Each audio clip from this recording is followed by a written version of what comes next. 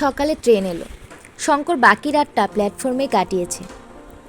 ট্রেনের গার্ডকে বলল সব ব্যাপার। গার্ড বলল, চলো দেখি স্টেশন ঘরের মধ্যে।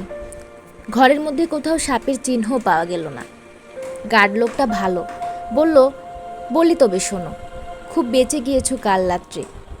এতদিন কথাটা তোমায় বলিনি, পাছে ভয় পাও। তোমার আগে যিনি স্টেশন মাস্টার এখানে ছিলেন, তিনিও সাপের উপদ্রবে এখান থেকে পালান। তার আগে দুজন স্টেশন মাস্টার এই স্টেশনের কোয়ার্টারে সাপের কামড়ে মরেছে। আফ্রিকার ব্ল্যাক মাম্বা যেখানে থাকে তার ত্রিসীমানায় লোক আসে না। বন্ধুভাবে কথাটা বললাম। উপরওয়ালাদের বলো না যেন যে আমার কাছ থেকে এ কথা শুনেছ।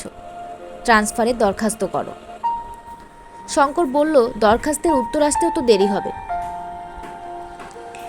তুমি একটা উপকার করো, আমি এখানে একেবারে নিরস্ত্র। আমাকে একটা বন্দুক কি রিভলভার যাবার পথে দিয়ে যেও, আর কিছু কার্বলিক অ্যাসিড। ফিরবার পথে কার্বলিক অ্যাসিডটা আমায় দিয়ে যেও। ট্রেন থেকে সে একটা কুলিকে নামিয়ে নিল এবং দুজনে মিলে সারাদিন সর্বত্র গর্ত বুজিয়ে বেড়ালো। পরীক্ষা করে দেখে মনে হলো কাল রাত্রে স্টেশন ঘরের পশ্চিমের দেওয়ালের কোণে একটা গর্ত থেকে সাপটা বেরিয়েছিল। গর্তগুলো ইঁদুরের। বাইরের সাপ দিন মানে ইঁদুর খাওয়ার লোভে গর্তে ঢুকেছিল হয়তো। গর্তটা বেশ ভালো করে বুঝিয়ে দিল। ডাউন ট্রেনের গার্ডের কাছ থেকে 1 বোতল কার্বলিক অ্যাসিড পাওয়া গেল। ঘরের সর্বত্র সে অ্যাসিড ছড়িয়ে দিল। কুলিটা তাকে একটা বড় লাঠি দিয়ে গেল। 2-3 দিনের মধ্যেই রেল কোম্পানি থেকে ওকে একটা বন্দুক দিল। স্টেশনে বড়ই জলের কষ্ট। ট্রেন থেকে যা জল দেয় তাতে রান্না খাওয়া কোনো রকমে চলে, স্নান আর হয় না। এখানকার কুয়োর জলও শুকিয়ে গিয়েছে। একদিন সে শুনল স্টেশন থেকে মাইল 3 দূরে একটা জলাশয় আছে, সেখানে ভালো জল পাওয়া যায়, মাছও আছে। স্নান ও মাছ ধরবার আকর্ষণে একদিন সে সকালে ট্রেন রওনা করে দিয়ে সেখানে মাছ ধরতে চলল। সঙ্গে একজন সোমালি কুলি, সে পথ দেখিয়ে নিয়ে গেল। মাছ ধরার সাজ সরঞ্জাম মোমবাসা থেকে আনিয়ে নিয়েছিল। জলাশয়টা মাঝারি গোছে, চারধারে উঁচু ঘাসের বন, ইউকা গাছ, কাছে একটা অনুচ্চ পাহাড়।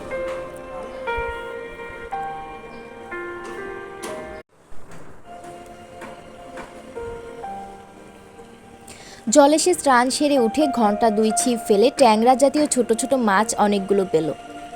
মাছ অদৃষ্টে জোটেনি অনেক দিন, কিন্তু বেশি দেরি করা চলবে না, কারণ আবার বিকেল 4টের মধ্যে স্টেশনে পৌঁছানো চাই, বিকেলে ট্রেন পাস করাবার জন্য। এখন প্রায় সে মাঝে মাঝে মাছ ধরতে যায়। কোনোদিন সঙ্গে লোক থাকে, প্রায়ই একা যায়। স্নানের কষ্টও ঘুচেছে। গ্রীষ্মকাল ক্রমে প্রখর হয়ে উঠল। আফ্রিকার দারুণ গ্রীষ্ম। বেলা 9টার পর থেকে আর রোদে যাওয়া যায় না। 11টার পর থেকে শঙ্করের মনে হয় যেন দিক বিদিক দাউ দাউ করে জ্বলছে। তবুও সে ট্রেনের লোকের মুখে শুনলে মধ্য আফ্রিকা ও দক্ষিণ আফ্রিকার গরমের কাছে এ নাকি কিছুই নয়। শীঘ্রই এমন একটা ঘটনা ঘটল যা থেকে শঙ্করের জীবনের গতি মোড় ঘুরে অন্য পথে চলে গেল। একদিন সকালের দিকে শঙ্কর মাছ ধরতে গিয়েছিল। যখন ফিরছে তখন বেলা 3টে। স্টেশন যখন আর মাইলটাক আছে তখন শঙ্করের কানে গেল সেই রৌদ্র দগ্ধ প্রান্তরের মধ্যে কে যেন কথায় অস্ফুট আত্মস্বরে কি বলছে। কোন দিক থেকে স্বরটা আসছে লক্ষ্য করে কিছু দূরে যেতেই দেখলো একটা ইউকা গাছের নিচে স্বল্পমাত্র ছায়াটুকুতে কে একজন বসে আছে। শঙ্কর দ্রুত পদে তার কাছে গেল। লোকটা ইউরোপিয়ান, পরনে তালি দেওয়া ছিন্ন ও মলিন কোট প্যান্ট, এক মুখ লাল দাড়ি, বড় বড় চোখ, মুখের গড়ন বেশ সুশ্রী। দেহ বেশ বলিষ্ঠ ছিল বোঝা যায়, কিন্তু সম্ভবত রোগে কষ্টে ও অনাহারে বর্তমানে শীর্ণ। লোকটা গাছের গুড়িতে হেলান দিয়ে অবসন্নভাবে পড়ে আছে। তার মাথায় মলিন শোলার টুপিটা একদিকে গড়িয়ে পড়েছে মাথা থেকে, পাশে একটা খাকি কাপড়ের বড় ঝোলা। শঙ্কর ইংরেজিতে জিজ্ঞাসা করলো, তুমি কোথা থেকে আসছো? লোকটা কথার উত্তর না দিয়ে মুখের কাছে হাত নিয়ে গিয়ে জলপানের ভঙ্গি করে বলল, একটু জল। জল? শঙ্কর বলল, এখানে তো জল নেই, আমার উপর ভর দিয়ে স্টেশন পর্যন্ত আসতে পারবে? অতি কষ্টে খানিকটা ভর দিয়ে এবং শেষের দিকে একরকম শঙ্করের কাঁধে চেপে লোকটা প্ল্যাটফর্মে পৌঁছলো। ওকে আনতে গিয়ে দেরি হয়ে গেল। বিকেলে ট্রেন ওর অনুপস্থিতিতে চলে গিয়েছে। ও লোকটাকে স্টেশন ঘরে বিছানা পেতে শোয়ালো, জল খাইয়ে সুস্থ করলো, কিছু খাদ্যও এনে দিল। সে খানিকটা চাঙা হয়ে উঠল বটে, কিন্তু শঙ্কর দেখল লোকটার ভারী জ্বরও হয়েছে। অনেক দিনের অনিয়মে, পরিশ্রমে, অনাহারে তার শরীর একেবারে ভেঙে গিয়েছে। 2-4 দিনে সে সুস্থ হবে না। লোকটা একটু পরে পরিচয় দিল। তার নাম ডিয়েগো আলভারেজ, যাতে পর্তুগিজ, তবে আফ্রিকার সূর্য তার বর্ণ টামাতে করে দিয়েছে। রাত্রে ওকে স্টেশনে রাখলো শঙ্কর, কিন্তু ওর অসুখ দেখে সে পড়ে গেল বিপদে। এখানে ওষুধ নেই, ডাক্তার নেই। সকালে ট্রেন মোম্বাসার দিকে যায় না, বিকেলের ট্রেনে গার্ড রোগীকে তুলে নিয়ে যেতে পারে, কিন্তু রাত কাটতে এখনও অনেক দেরি। বিকেলের গাড়িখানা স্টেশনে এসে যদি পাওয়া যেত তবে তো কথাই ছিল না। শঙ্কর রোগীর পাশে রাত জেগে বসে রইল। লোকটির শরীরে কিচ্ছু নেই, খুব সম্ভবত কষ্ট ও অনাহার ওর অসুখের কারণ। দূর বিদেশে ওর কেউ নেই, শঙ্কর না দেখলে ওকে দেখবে কে? বাল্যকাল থেকে পরের দুঃখ সহ্য করতে পারে না সে। শঙ্কর যেভাবে সারা রাত তার সেবা করলো, তার কোনো আপনার লোক ওর চেয়ে বেশি কিছু করতে পারত না। উত্তর পূর্ব কোণের অনুচ্চ পাহাড় শ্রেণীর পিছন থেকে চাঁদ উঠেছে যখন সে রাত্রে ঝমঝম করছে নিস্তব্ধ নিশীথ রাত্রি, তখন হঠাৎ প্রান্তরের মধ্যে ভীষণ সিংহ গর্জন শোনা গেল। রোগী তন্দ্রাচ্ছন্ন ছিল। সিংহের ডাকে সে ধর্মর করে বিছানায় উঠে বসল। শঙ্কর বলল, ভয় নেই, শুয়ে থাকো, বাইরে সিংহ ডাকছে, দরজা বন্ধ আছে। তারপর শঙ্কর আস্তে আস্তে দরজা খুলে প্ল্যাটফর্মে এসে দাঁড়ালো। দাঁড়িয়ে চারিধারে চেয়ে দেখবা মাত্রই যেন সে রাত্রির অপূর্ব দৃশ্য তাকে মুগ্ধ করে ফেলল। চাঁদ উঠেছে দূরের আকাশ প্রান্তে। ইউকা গাছের লম্বা ছায়া পড়েছে পূব থেকে পশ্চিমে। ঘাসের বন যেন রহস্যময় নিস্পন্দ। সিংহ ডাকছে স্টেশনের কোয়ার্টারের পিছনে প্রায় 500 গজের মধ্যে। কিন্তু সিংহের ডাক আজকাল শঙ্করের গা শোয়া হয়ে উঠেছে। অতি আর আগের মতো ভয় পায় না। রাত্রির সৌন্দর্য এত আকৃষ্ট করেছে ওকে যে ও সিংহের সান্নিধ্য যেন ভুলে গেল। ফিরে ও স্টেশন ঘরে ঢুকলো। টংটং করে ঘড়িতে 2টো বেজে গেল। ও ঘরে ঢুকে দেখলো রোগী বিছানায় উঠে বসে আছে। বলল, একটু জল দাও, খাবো। লোকটা বেশ ভালো ইংরেজি বলতে পারে। শঙ্কর টিন থেকে জল নিয়ে ওকে খাওয়ালো। লোকটার জ্বর তখন যেন কমেছে। সে বলল, তুমি কি বলছিলে? আমায় ভয় করছে ভাবছিলে? ডিয়েগো আলভারেজ ভয় করবে? ইয়াং ম্যান, তুমি ডিয়েগো আলভারেজকে জানো না। লোকটার ওষ্ঠ প্রান্তে একটা হতাশা, বিষাদ ও ব্যঙ্গ মেশানো অদ্ভুত ধরনের হাসি দেখা দিল। সে অবসন্নভাবে বালিশের গায়ে ঢলে পড়ল। ওই হাসিতে শঙ্করের মনে হলো এ লোক সাধারণ লোক নয়।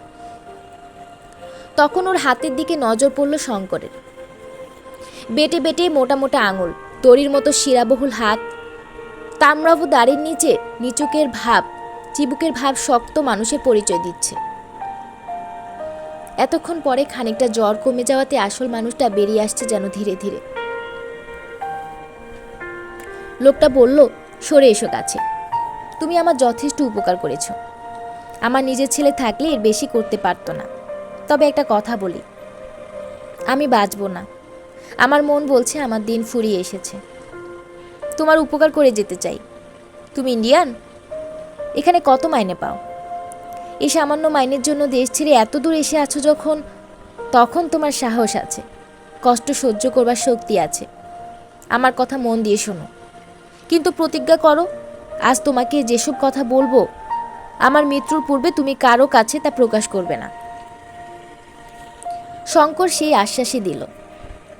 তারপর সে অদ্ভুত রাত্রি ক্রমশ কেটে যাওয়ার সঙ্গে সঙ্গে সে এমন এক আশ্চর্য, অবিশ্বাস্য ধরনের আশ্চর্য কাহিনী শুনে গেল যা সাধারণত উপন্যাসে পাওয়া যায়। ডিয়েগো আলভারেজের কথা। ইয়াং ম্যান, তোমার বয়স কত হবে? 22? তুমি যখন মায়ের কোলে শিশু, আজ থেকে 20 বছর আগের কথা। 1899 থেকে 89 সালের দিকে আমি কেপ কলোনির উত্তরে পাহাড় জঙ্গলের মধ্যে সোনার খনির সন্ধান করে বেড়াচ্ছিলাম। তখন বয়স ছিল কম, দুনিয়ার কোনো বিপদকেই বিপদ বলে গ্রাহ্য করতাম না। বুলাওয়ে শহর থেকে জিনিসপত্র কিনে একাই রওনা হলাম, সঙ্গে কেবল 2টি গাধা, জিনিসপত্র বইবার জন্য। জাম্বেসি নদী পার হয়ে চলেছি। পথ ও দেশ সম্পূর্ণ অজ্ঞাত, শুধু ছোটোখাটো পাহাড়, ঘাস, মাঝে মাঝে কাফিরদের বস্তি। ক্রমে যেন মানুষের বাস কমে এলো। এমন এক জায়গায় এসে পৌঁছানো গেল যেখানে এর আগে কখনো কোনো ইউরোপিয়ান আসেনি।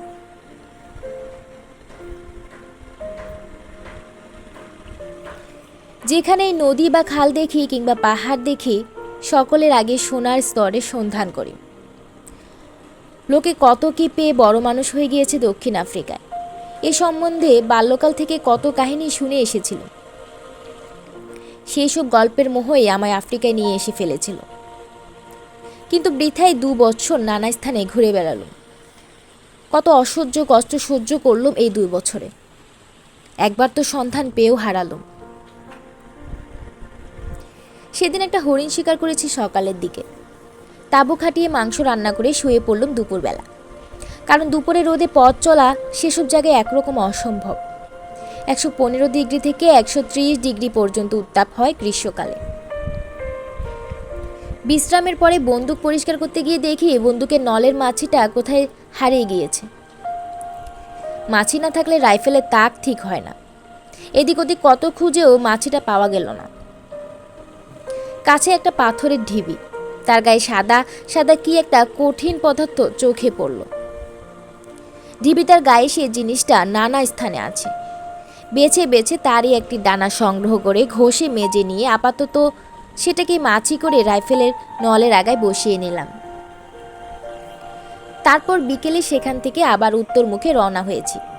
কোথায় তাঁবু ফেলেছিলাম সে কথা ক্রমেই ভুলে গিয়েছি। দিন 15 পরে একজন ইংরেজের সঙ্গে সাক্ষাৎ হলো। সেও আমার মতো সোনা খুঁজে বেড়াচ্ছে। তার সঙ্গে 2 জন মাটাবেল কুলি ছিল। পরস্পরকে পেয়ে আমরা খুশি হলাম। তার নাম জিম কার্টার, আমারই মতো ভবঘুরে, তবে তার বয়স আমার চেয়ে বেশি। জিম একদিন আমার বন্দুকটা নিয়ে পরীক্ষা করতে গিয়ে হঠাৎ কি দেখে আশ্চর্য হয়ে গেল। আমায় বলল, বন্দুকের মাছি তোমার এরকম কেন? তারপর আমার গল্প শুনে সে উত্তেজিত হয়ে উঠল। বলল, তুমি বুঝতে পারোনি এই জিনিসটা খাঁটি রূপো, খনিজ রূপো।